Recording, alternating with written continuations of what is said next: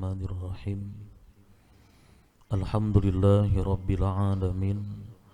Wa bihi nasta'in ala umuri dunya waddin. Wassalatu wassalamu ala asyrafil anbiya'i wal mursalin Sayyidina wa maulana Muhammadin wa ala alihi wa sahbihi ajma'in. Amma ba'du. Yang sama-sama kita hormati dan kita muliakan para habaib, para syaraib, zuriat Nabi kita sallallahu alaihi wasallam. Yang kita hormati, yang kita muliakan para alim ulama, guru-guru agama, tokoh-tokoh masyarakat, para muhibbin hadirin wal hadirat rahimakumullah.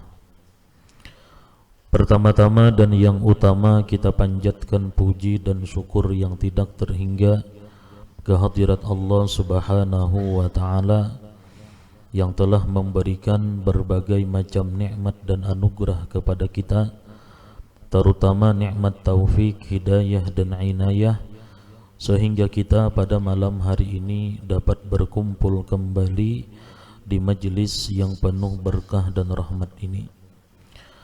Kemudian salawat dan salam atas junjungan kita Nabi besar Muhammad sallallahu alaihi wasallam dan kepada seluruh keluarga, para sahabat, zuriat dan pengikut beliau ila yaumil qiyamah.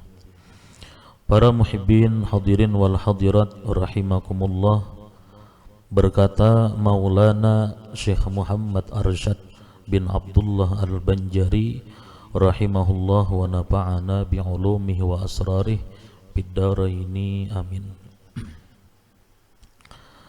Kemudian soal pertanyaan, berapa perkara rukun tobat yang menggugurkan dosa? Berapa perkara rukun tobat yang menggugurkan dosa? Jawab, adapun rukun tobat yang menggugurkan dosa itu 3 perkara. Jadi apabila kita hendak tobat daripada suatu dosa, mesti terhimpun rukun tobat yang 3 ini. Yang pertama, menyesal atas barang yang diperbuatnya daripada maksiat. Yang pertama, menyesal telah memperbuat maksiat tersebut. Kedua, meninggalkan maksiat yang disesalkannya atasnya pada ketika itu juga.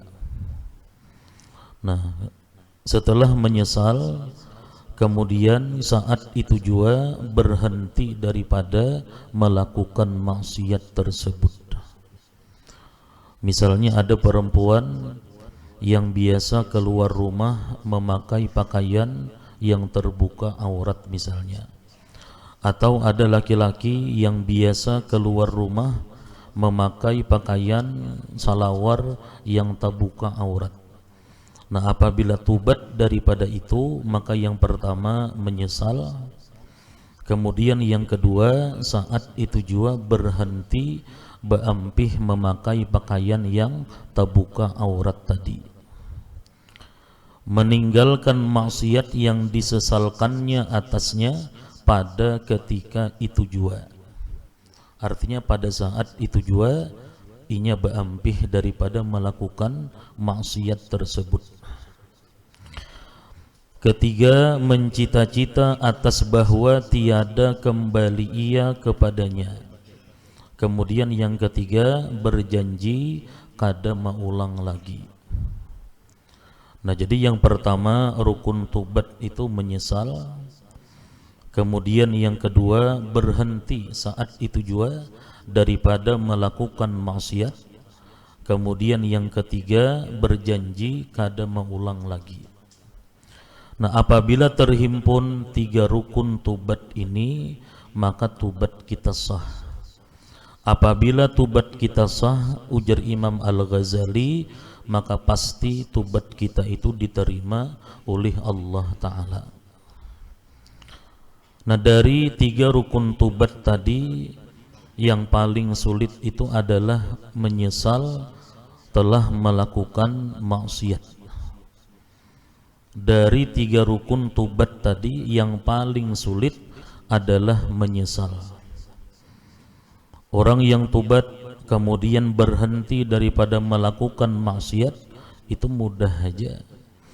Perempuan yang dulunya biasa keluar rumah memakai pakaian yang terbuka aurat, imbah ampih dipakainya, selesai. Digantinya pakaiannya dengan pakaian yang menutup aurat.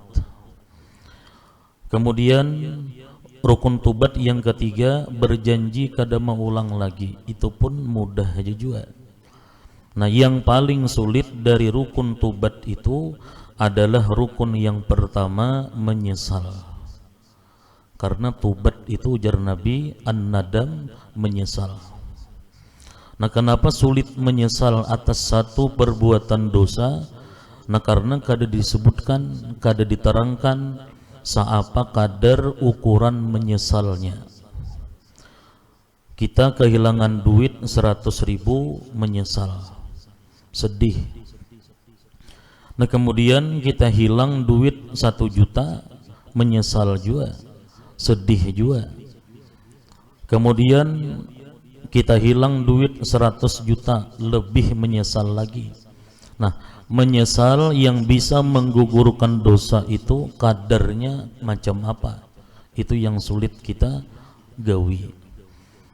Nah, para ulama menjelaskan bahwa kadar menyesal yang bisa menggugurkan dosa itu dicontohkan seperti kita diberikan orang makanan. Nah, kita diberikan orang makanan, nah, kemudian makanan itu kita makan. Nah, tuntung kita makan, lalu ujar orang yang memberi tadi, ikam tahulah makanan yang ikam makan tadi kubuati racun, ujarnya. Makanan yang ikam makan tadi itu mengandung racun. Dan biasanya orang yang memakan racun itu kada sampai 1 bulan orang itu mati. Dan ini sudah terbukti beberapa orang. Nah, menyesal kada kita? Pasti menyesal kita. Menyesal banget kita. Kenapa? Hakun tadi memakan wadai, memakan makanan yang diberikan orang tadi. Nah, dalam waktu sebulan itu pasti kita gelisah, ke sana kemari kita mencari obat. Pasti gelisah karena bacangan mati nih, amun kada ditawar racun tadi. Nah, ujar para ulama, mestinya orang yang melakukan dosa itu kadar sesalnya seperti itu. Nah, selama ini kita melakukan dosa, kemudian kita menyesal, tapi sesal kita kada sampai belum yang seperti itu. Orang yang sebulan lagi pacangan mati gara-gara tamakan racun tadi, pasti makan kada karuan makan, guring kada jenak guring, berpikiran. Nah, kalau kita imbah melakukan dosa, tobat, kita menganggap diri kita menyesal, tapi guring jenak aja masih kita, makan gencang aja masih. Nah, berarti kadar sesal kita itu masih jauh daripada kadar yang bisa menggugurkan dosa. Nah, jadi kita banyak-banyak berharap lawan Allah Ta'ala. Apabila melakukan dosa, kemudian kita tobat, kita menyesal, mudah-mudahan sesal kita itu diterima oleh Allah Ta'ala. Jadi lebih mudah meninggalkan maksiat daripada menyesali maksiat itu. Meninggalkan maksiat itu sulit, tapi lebih sulit lagi menyesali maksiat yang kita gawi. Nah, itu. Nah, jadi apabila terhimpun 3 rukun tobat tadi, maka tobat kita sah. Bila sah, maka tobat kita pasti diterima oleh Allah Ta'ala. Kemudian daripada itu, jika ada maksiat itu mewajibkan ta'zir jua, mewajibkan hukuman.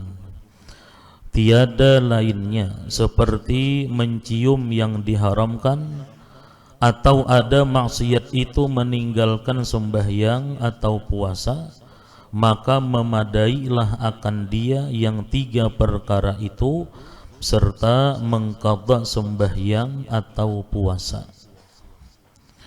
Nah kemudian ujar Datuk Kalampayan, jika ada maksiat itu mewajibkan ta'zir, mewajibkan hukuman, artinya maksiat yang dilakukan itu kadada hubungannya dengan had, lain orang membunuh atau orang menuduh orang berzina, itu ada had. Ini kadada.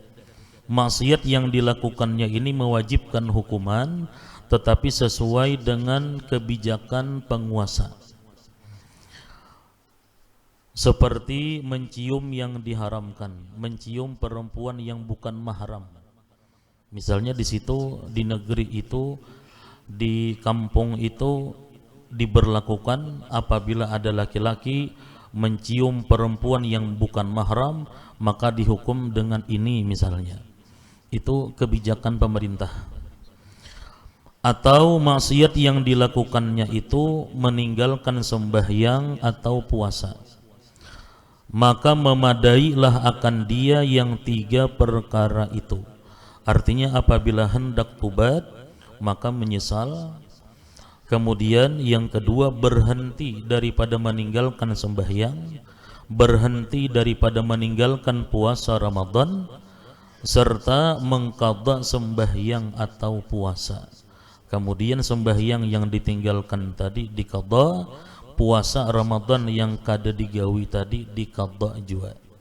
Ini apabila maksiatnya kadada hubungannya dengan hak Allah Ta'ala dan kadada hubungannya dengan hak manusia.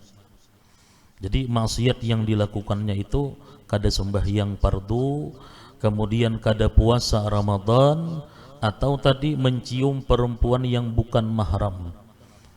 Bila hendak tobat mesti menyesal, kemudian berhenti daripada melakukan maksiat itu, kemudian berjanji kada mengulang lagi, dan sembahyang puasa yang ditinggalkan tadi diqadha, dibayari. Nah itu.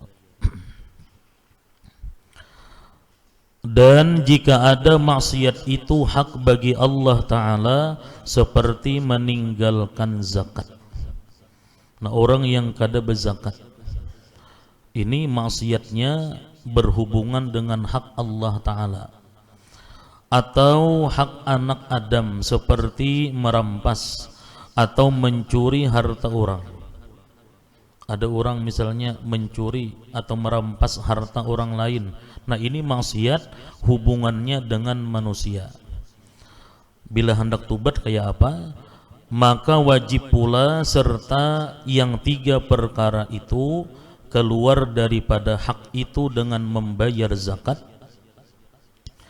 dan mengambil rampasan atau dan mengembalikan rampasan atau curian kepada mustahiknya yang berhak. Dan jika sudah talab binasa atau hancur harta itu padahal ia kaya mampu, wajib atasnya memberikan harganya atau misalnya kepada mustahik, atau minta dihalalkan kepadanya. Nah kemudian apabila maksiat yang dilakukan itu hubungannya dengan hak Allah Ta'ala, seperti meninggalkan zakat padahal mampu berzakat, kada hakun. Nah kayak apa? Orang yang biasanya, orang yang tahun-tahun sebelumnya kada berzakat, kemudian hendak tobat daripada meninggalkan zakat, maka mesti terhimpun yang 3 perkara tadi. Yang pertama menyesal, kemudian yang kedua berhenti daripada meninggalkan zakat, kemudian yang ketiga berjanji kada mengulang lagi. Nah kemudian wajib segera membayar zakat tadi. Maka wajib pula serta yang 3 perkara itu keluar daripada hak itu dengan membayar zakat. Nah, dikeluarkan zakat yang kada dibayari tadi. Nah kemudian apabila maksiat itu hubungannya dengan hak manusia, seperti mengambil atau merampas harta orang lain, dahulu suah kita mengambil sapida orang lain. Nah, dahulu kita suah mengambil duit orang lain. Nah kemudian kita tubat. Kayak apa? Tetap rukunnya 3 tadi, menyesal, berhenti, kemudian berjanji kada mengulang lagi, dan ditambah mengembalikan rampasan atau curian kepada mustahiknya orang yang berhak. Nah kemudian barang rampasan, barang curian yang kita ambil itu kita bulikakan kepada orang yang berhak. Amun sapidanya masih ada, bahari mengambil sapida orang, bulikakan sapidanya. Bahari pernah mengambil baju orang, bulikakan bajunya. Dan jika sudah talaf, binasa atau hancur harta itu, harta rampasan, harta curian tadi hancur sudah, bahari suah mengambil sapida orang, wah ini sapidanya kada ada lagi sudah. Bahari suah mengambil sandal orang, tahwai kita ampun si anu, kita ambil sandalnya baik, wah ini sandalnya hilang sudah, hancur sudah. Nah padahal ia kaya, padahal mampu untuk mengembalikan, nah wajib atasnya memberikan harganya. Nah bila orang mampu aja wajib memberikan harganya kepada lawan orang yang berhak tadi. Artinya wahai si fulan, aku dahulu pernah mengambil harta ikam, pernah dahulu mengambil sandal ikam atau baju ikam. Nah sekarang aku hendak mengganti, tapi sekarang sandalnya, bajunya kada ada lagi, berapa ikam hendak minta harganya. Jadi memberikan harganya, atau misalnya, atau cariakan yang sesamaannya bisa juga, atau minta dihalalkan kepadanya, atau minta halal. Nah jadi kita berserah diri kepada orang yang mustahik. Artinya bila ujar ikam ganti harganya, ku ganti. Bila ujar ikam cariakan juga sandal pakaian yang mirip macam itu, ku cariakan. Nah artinya bila ikam maampuni, mahalalakan, ya alhamdulillah. Nah itu. Dan wajib atas yang merampas atau yang mencuri memberi tahukan rampasan atau curian kepada mustahiknya jika ada ia jahil akan dia. Wajib kepada. Dahulu kita suah di warung sidin, mahir bahari, bilanya makan wadai 3 bapadah 2 aja. Kemudian misalnya ada nang dihilap, nah bakal diambil kada dibayari. Nah sekarang sadar, dapat hidayah daripada Allah, dapat taufik daripada Allah, kemudian tubat. Nah bila kita tubat, kita wajib memberitahu kepada orang yang bersangkutan tadi. Kita datangi sidin bahwa ulun bahari di warung pian rancak mahilap, artinya makan wadai 3 bapadah 2. Karena apakah barang-barang diambil nang kada dibayari. Nah itu wajib bepadah. Dan wajib atas yang merampas atau yang mencuri memberi tahukan rampasan atau curian kepada mustahiknya jika ada ia mustahik tadi. Amun mustahiknya masih hidup, ada di kampung halaman. Dan jika sudah mati mustahik, mati sudah, orang yang kita ambil, orang yang kita rampas hartanya mati, maka warisnya berdiri menempati dia mustahik, maka berurusan dengan ahli waris, datangi ahli warisnya. Artinya aku nabahari suah mengambil ampun abahmu, mengambil ampun mamamu, ini disambat hartanya. Nah artinya bila ikam minta ganti harganya ku bayari. Bila ikam hendak minta tukarakan yang sesamaannya ku tukarakan. Atau bila pian memaapi, ya terima kasih banyak, amun pian menghalalkan. Jadi urusannya dengan ahli waris. Dan jika tiada baginya waris, waris kadada jua. Atau putus kabarnya kadada lagi, waris kadada, kabarnya orang tadi kadada jua, maka hendaklah diserahkannya harta itu kepada qadhi yang kepercayaan. Maka hendaklah diserahkannya harta itu kepada qadhi yang kepercayaan. Nah, diserahkan lawan qadhi. Anggap misalnya kita nilai bahari aku misalnya suah mengambil harta orang, anggap sepida misalnya. Bahari sekian, tapi kalau wayahini harganya misalnya 1 juta. Nah, kita nilai harga tadi. Barang rampasan curian teh kita nilai berapa harganya. Nah, kemudian kita serahkan lawan qadhi yang amanah. Itu amun warisnya kadada dan mustahik tadi, orang yang berhak tadi kabarnya kadada jua, maka kita serahkan lawan qadhi. Dan jika sukar, sulit, susah menghasilkan yang demikian itu, qadhi yang amanah misalnya ngalih dicari, maka disedekahkannya dengan dia kepada fuqara dan diniatkannya pahalanya bagi mustahik, atau ditasarrufkannya, digunakannya akan dia kepada maslahat yang lain dengan niat membayar gantinya kepada mustahik jika didapatnya akan dia mustahik, atau dipeliharakannya akan dia di dalam tangannya. Mencari qadhi yang amanah sulit misalnya, ahli waris tadi kada dapat jua, yang mustahik tadi kabarnya kada ada jua. Nah, maka bisa cara yang kedua, disedekahkan kepada fakir miskin. Kita nilai bahari aku amun dihitung-hitung makan di warung sidin itu yang kada bebayar 1 juta misalnya. Nah, kemudian nilai yang 1 juta tadi disedekahkan kepada fakir miskin. Nah, kemudian kita niatkan pahalanya gasan orang yang kita curi hartanya tadi. Jadi kita sedekahkan kepada fakir miskin, kemudian kita niatkan mudah-mudahan pahalanya disampaikan Allah gasan orang yang kita rampas, kita curi tadi.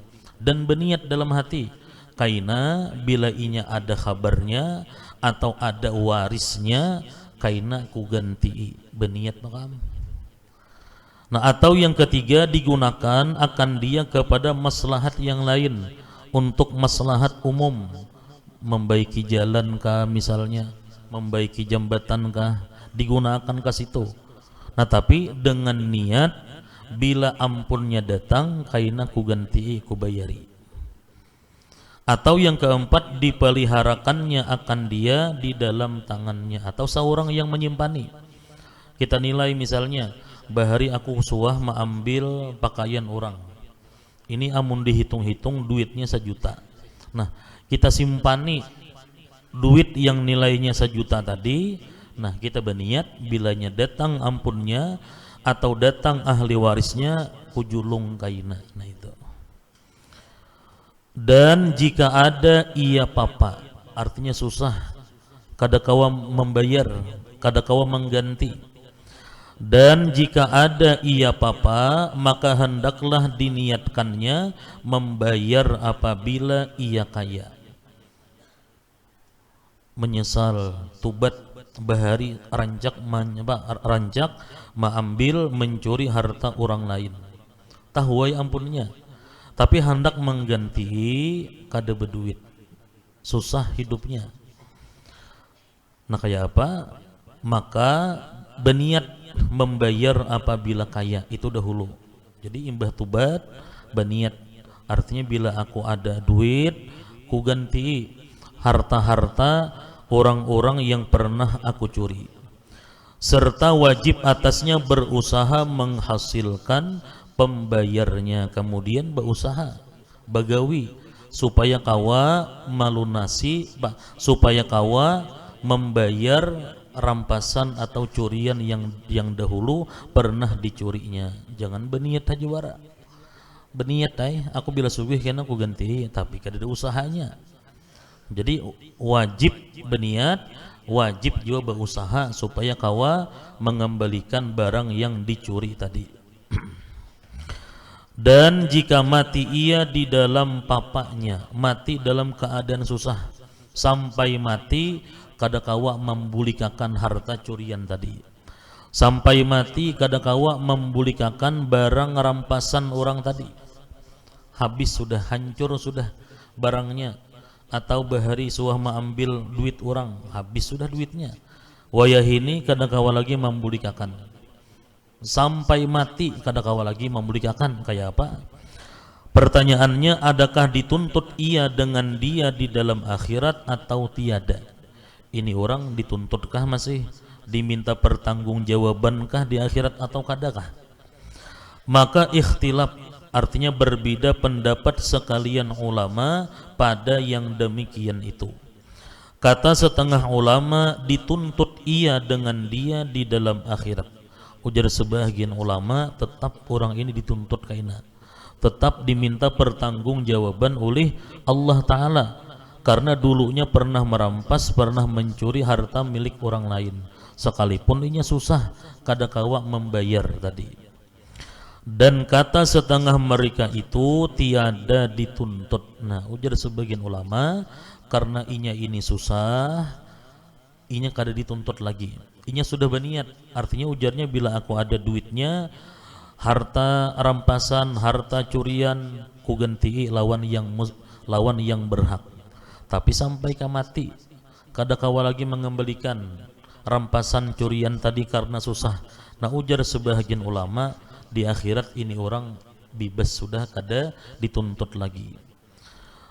Maka mudah-mudahan kiranya, ujar Datuk Kalampayan, mudah-mudahan kiranya kaul pendapat yang kedua ini muwafaqah, sesuai dengan barang yang pada pengetahuan Allah Ta'ala. Mudah-mudahan pendapat kedua ini yang sesuai dengan ilmu Allah Ta'ala.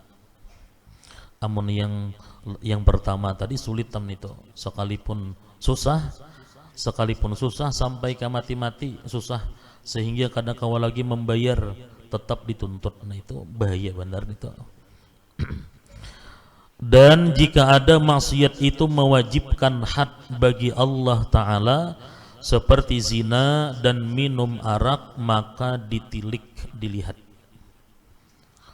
Maksiat itu mewajibkan had, seperti berzina, minum arak, nah maka dilihat. Yang pertama, jika tiada berdiri dengan dia saksi dan tiada ada ia masyhur, orang ini telah melakukan zina, tapi saksi kadada orang nang tahu dan kada masyhur kabarnya. Atau orang ini minum arak, orang ini pemabuk, tapi inya mabuk itu saurangan aja, kadada saksi nang melihat, kadada. Nah, jika tiada berdiri dengan dia saksi dan tiada ada ia masyhur, maka boleh ia menyembunyikan yang demikian itu, dan harus ia boleh juga ikrar mengakui dengan dia, supaya didirikan had atasnya, tetapi menyembunyikan dia terafdal daripada ikrar mengakui. Nah, orang yang melakukan zina, orang yang minum arak, itu boleh menyembunyikan, boleh juga mengakui di hadapan pemerintah. Amunnya pemerintahan Islam datang inya lawan pemerintah, ujarnya ulun telah melakukan zina, nah laksanakan hukuman terhadap ulun, ujarnya. Nah, tetapi menyembunyikan itu terlebih afdal daripada mengakui. Amun saksi kadada, lebih baik disembunyikan, tubat kepada Allah Ta'ala. Dan jika telah berdiri saksi dengan dia, orang ini melakukan zina, kemudian saksinya ada, dan telah masyhur ia, orang tahuan, maka sunnatlah baginya datang kepada raja atau naibnya, wakilnya, Padahal ikrar artinya hal keadaan mengakui dengan dia zina atau minum arak tadi, supaya didirikan had atasnya. Maka jika tiada didirikan had atasnya, sahlah tubatnya, tetapi dosa atas raja sebab meninggalkan had. Nah, bagi orang yang melakukan zina, orang yang minum arak, dan banyak saksinya, masyhur kabarnya, maka ini orang dianjurkan datang kepada raja, datang kepada pemerintahan, mengakui bahwa telah melakukan zina, aku telah melakukan minum minuman keras. Disuruh datang kepada pemerintah. Tapi amunnya sudah datang kepada pemerintah, kemudian pemerintah yang berkuasa tidak menjatuhkan hukuman, inya tubat, sah tubatnya. Tetapi yang berdosa itu raja atau pemerintahan yang kadang melaksanakan had. Kalau inya sudah bebas tanggung jawab. Nah, yang berdosa itu pemerintahnya karena kadang melakukan had. Dan jika ada maksiat itu mewajibkan kisas atau had tukas. Had tukas itu had menuduh orang berzina. Dan jika ada maksiat itu mewajibkan kisas, misalnya memotong anggota tubuh orang lain. Orang kadang salah ambilnya parang pak tataknya tangan orang pagat. Nah, menatak tangan orang lain atau timpasnya betis orang lain pagat. Nah, ini mewajibkan kisas. Atau menuduh orang lain berzina. Termasuk dalam had tukas ini kita memadahkan, kita mendakwa seseorang itu berzina, tetapi kita kadang mempunyai 4 orang saksi. Padahal bujur kita melihat si A itu berzina, tetapi kita kadang mempunyai 4 orang saksi. Nah, maka dilaporkannya kita ini karena had. Nah, jadi sekalipun kita melihat orang itu melakukan zina, tapi kita kadang mempunyai 4 orang saksi, amun dilaporkannya kita nang di hadnya. Nah, kayak apa tubatnya? Dan jika ada maksiat itu mewajibkan kisas atau had tukas, had menuduh orang berzina, hendaklah diserahkannya dirinya kepada mustahik.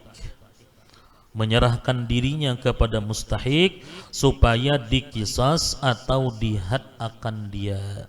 Jadi datang kita bahari kita suah memotong tangan orang lain, kita datangi sidin. Nah, ulun tubat kepada Allah Ta'ala, ulun menyesal dahulu suah memotong misalnya tangan pian. Nah, ulun menyerahkan diri lawan pian. Artinya bila ujar pian potong, ayo kita datangi raja, datangi pemerintah, siap aku juga dipotong tangan. Kayak itu maka tubatnya. Atau orang yang menuduh orang lain berzina, sama, dia datang kepada orang yang dituduh supaya dilaksanakan had terhadap dirinya. Bisa juga. Dan jika tiada tahu mustahik itu akan dia. Dan jika tiada tahu mustahik itu akan dia, wajib atasnya memberitahukan dia akan mustahik supaya disempurnakannya kisas atau had, atau dimaafkan daripadanya.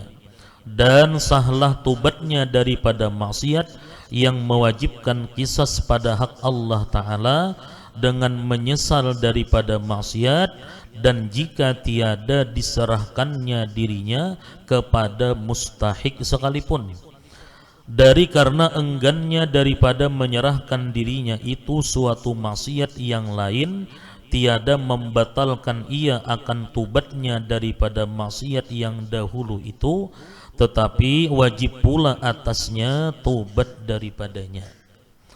Nah, kemudian dahulu kita pernah memotong misalnya anggota tubuh orang lain, kada tahu kita becuntan bahari, kita becuntan, kita pakai tuping misalnya bahari, tabasnya tangan orang pagat atau ditabasnya batis orang pagat, nah, kada tahu.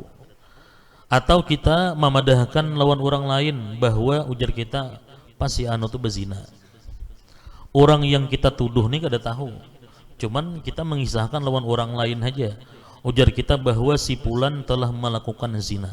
Nah, orang yang melakukan maksiat seperti itu wajib memberitahu kepada orang yang bersangkutan. Itu bacaannya tadi. Dan jika tiada tahu mustahik orang yang berhak itu akan dia, wajib atasnya memberitahukan dia akan mustahik. Datangi, ulun minta maaf lawan pian yang bahari manatak tangan pian tu pak ulun bahari. Nah, kayak itu makam tuh. Atau ulun minta maaf, ulun tobat, ulun hendak berurusan lawan pian karena ulun sudah menuduh pian melakukan zina. Nah, bepadah makam. Tujuannya apa? Supaya disempurnakannya kisas. Supaya amun inya hendak membalas kawa.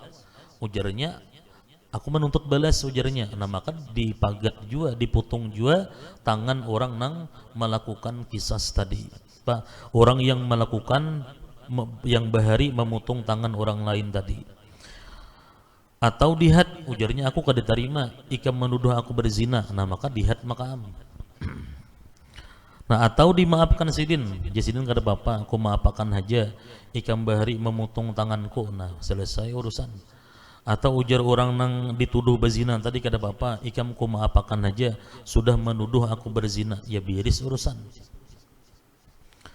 Nah, misalnya inya tubat bang, inya tubat, tapi inya kada bepadah bahwa seorang yang manatak batis sidin tangan sidin, tapi kada bepadah kita tubat kepada Allah.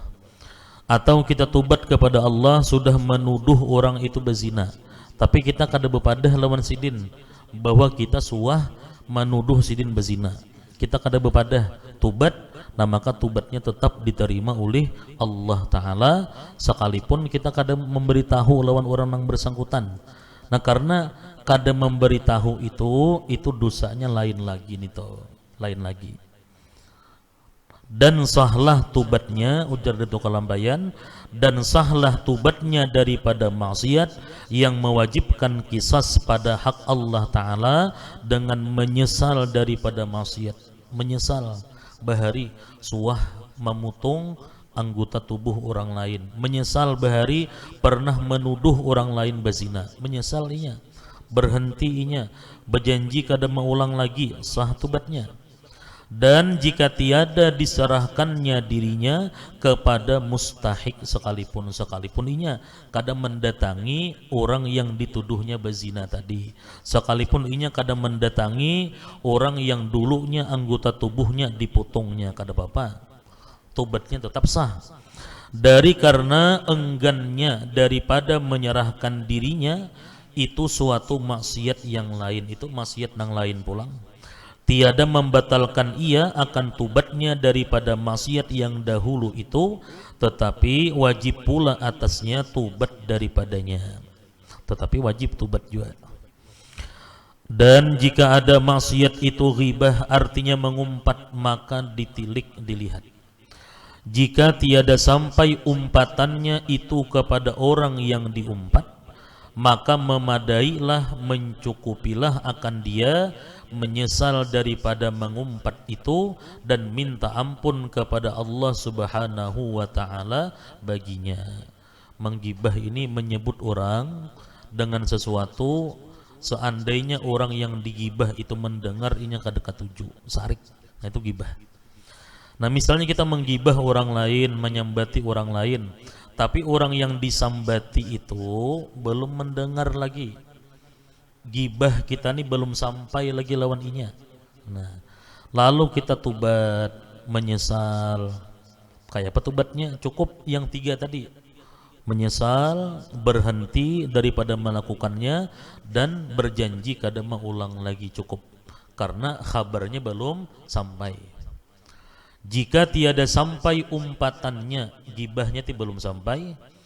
Jika tiada sampai umpatannya itu kepada orang yang diumpat, maka memadailah akan dia menyesal daripada mengumpat itu, menyesal sudah menggibah, dan minta ampun kepada Allah Subhanahu wa taala baginya.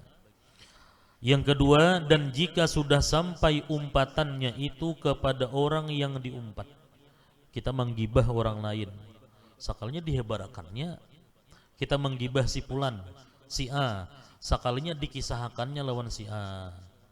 Ujar orang pas si anu menyebut ikam ini. Nah, sampai gibah kita. Maka disyaratkan pula serta yang demikian itu minta halal. Kada cukup rukun tiga pak, rukun tubat yang tiga tadi.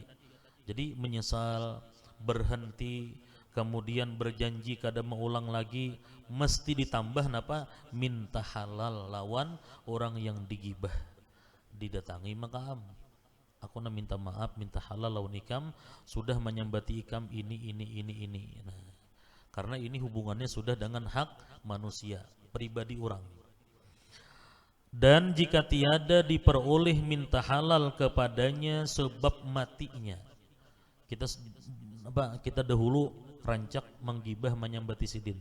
Nah, orang yang kita gibah ini mati sudah sidin, mati sudah.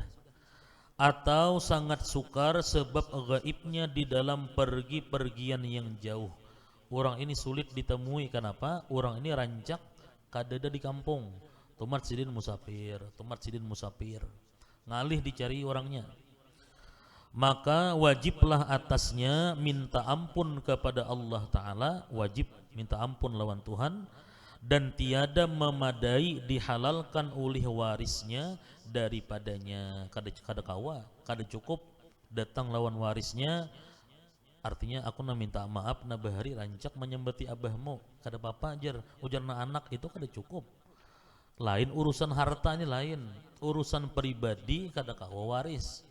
Nah, jadi kada cukup berurusan lawan waris. Nah, jadi sulit juga gibah ini. Jadi kada kawa minta maaf lawan waris, mesti minta maaf lawan orang nang bersangkutan, lawan orang yang digibah tadi.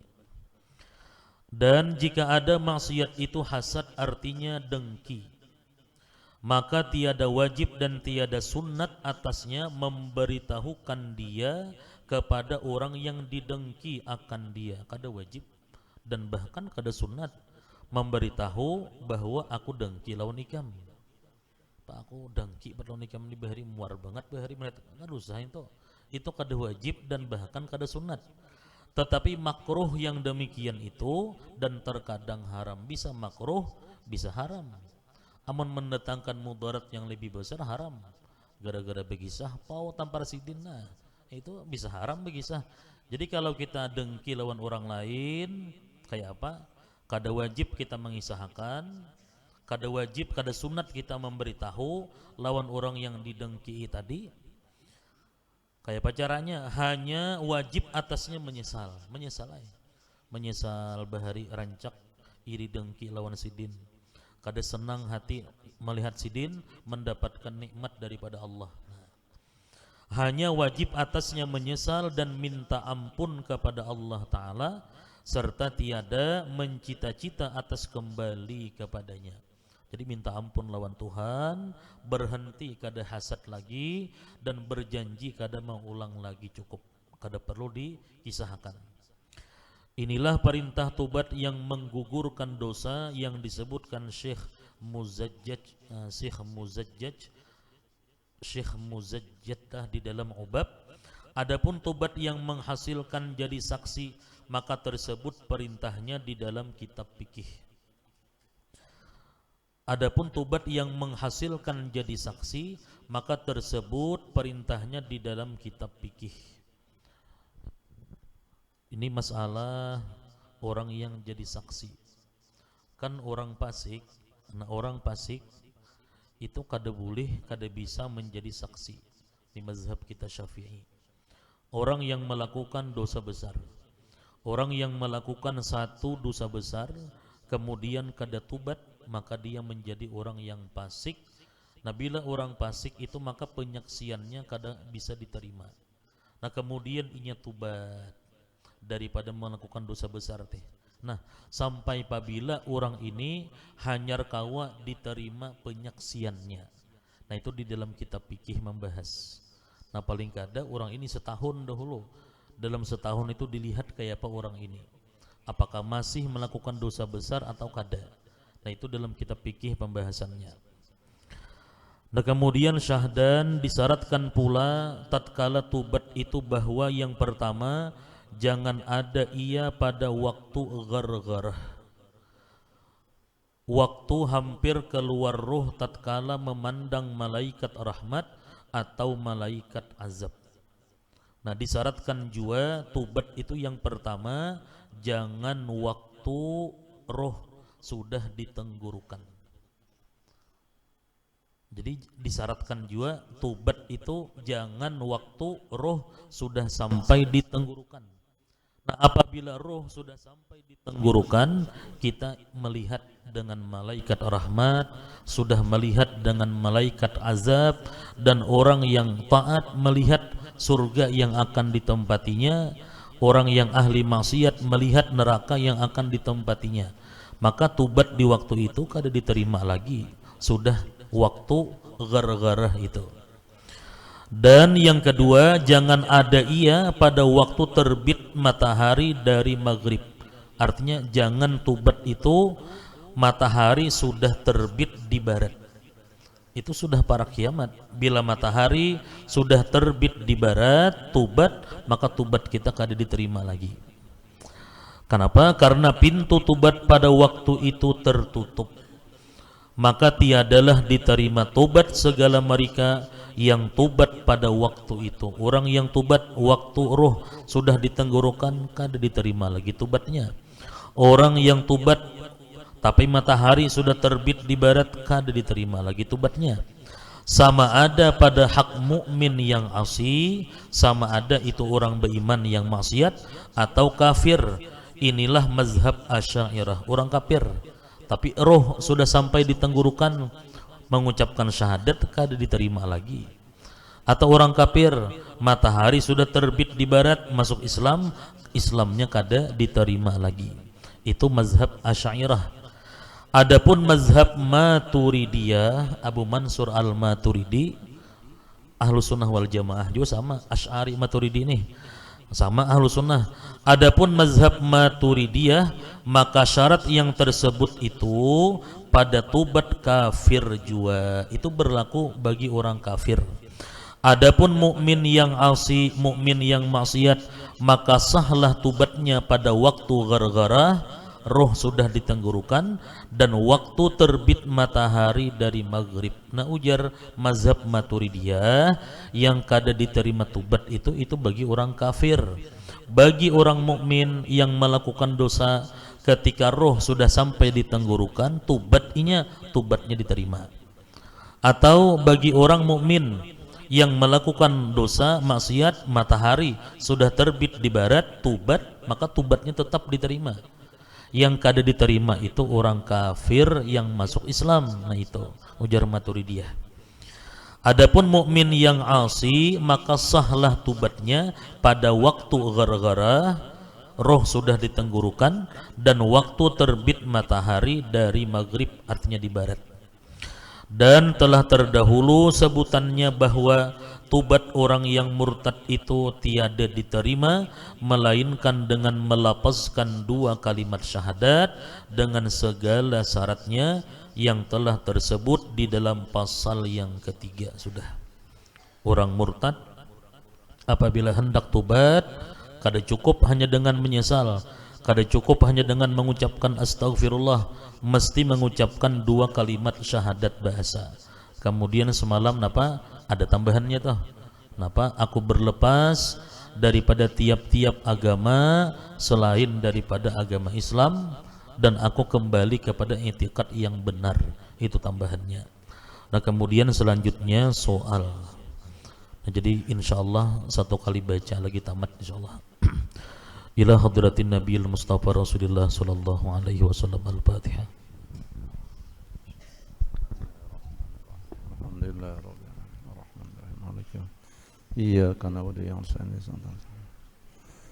Bismillahirrahmanirrahim. Alhamdulillah حمدا يكفي مجيدا يا ربنا الحمد كما ينبغي اللهم صل وسلم وبارك على سيدنا محمد وعلى اللهم صل على محمد وعلى اللهم صل على محمد المرسلين تمنى بنا وعلى آله وصحبه اللهم اغفر لنا ذنوبنا سبقونا بإيمان ولا تجعل بغلا ربنا تقبل منا إنك سميع العليم وتب علينا اللهم اجعلنا بوجه كلمات الله التامة مستجابة آخر حسن مسلم من أنفسنا على قدرة إنسان يسارهم لما سمعنا وما هو إلا مستجابة رئيس سليمان طبير أمور واسعة جسد وعليها جانت وعصيرا ولا ناسي وقل جاء قل باطل إن باطل ونجا وصيبا ورحمة اللهم جعلنا ولدينا ولدكم من الحل والعيار والأسر وسوسا وجعلنا ولدينا من نور المعهد والسعادة والعافية بتقوى استقامة إلى نكون ربنا تقبل منا إنك سميع وتب علينا ربنا ظلمنا أنفسنا وإن لم تغفر لنا وترحمنا لنكن